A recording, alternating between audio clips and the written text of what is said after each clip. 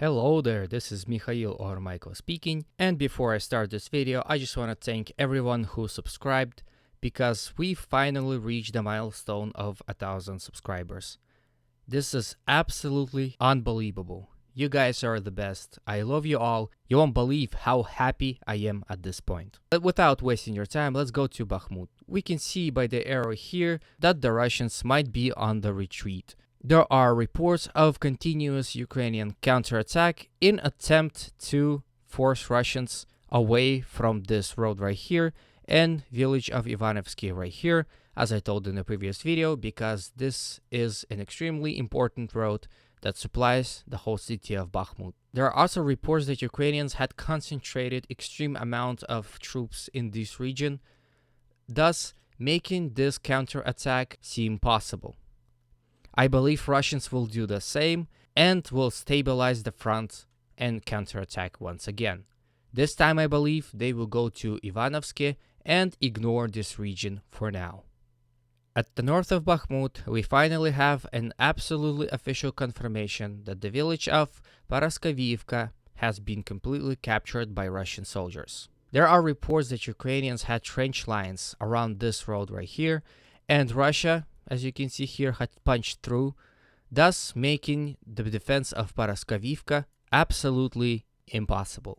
Ukrainian troops had probably withdrawn towards Dubovo-Vasiliivka right here, or even further to Bakhmut. But as you can see, Russians are also closing in here, and this bottleneck is extremely dangerous. And Russians also are trying to capture this little settlement right here. I'm sure it is done to push the front line a little bit and maybe concentrate more forces attacking Bakhmut itself. Overall situation in Bakhmut is hard, but Russians are able to push Ukrainians further and further, and the fact that Ukrainians are sending in more and more reinforcements is telling. Russia struggles itself, but Russia as well receives reinforcement, so this battle will continue to be a grind. At the Seversk axis, we can see Russians are still trying to attack, however, without major success. The only one we can see is Russian advancements towards the village of Fedorivka.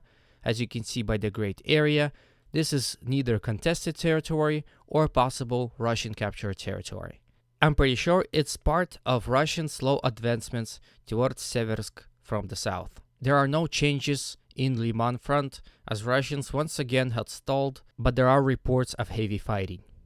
There are some changes on the map near Avdiivka, however. If we go back a day and back again, we can see some changes. First, let's cover changes south of Avdiivka.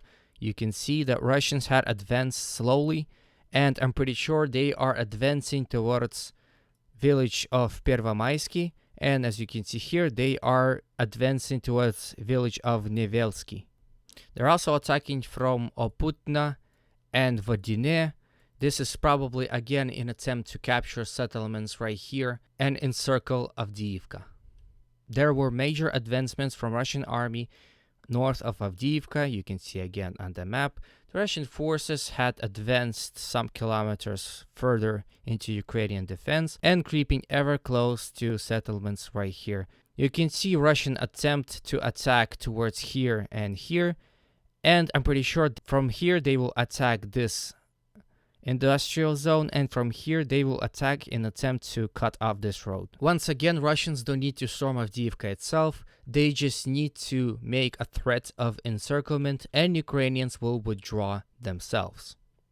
There are no major changes at Vuhledar. There are rumors of changed Russian leadership, and that already made some changes because Russians had cancelled some of their attacks and possibly regrouping. Let's hope that the new strategy would revolve around not storming Vuhledar itself, but going around and capturing some of the settlements. Because as you can see, there are two roads that go to Vuhledar. This road right here and this road right here. So let's hope Russians are smart enough to cut these roads. Defense of Vuhledar neither very bloody and expensive or useless altogether. Anyway, this is the end of the video. It's all I can say. If you have more to add, please do so in the comment section. Please subscribe, like, and overall, enjoy yourselves. I hope you have a great day. And always remember, Russia will be free.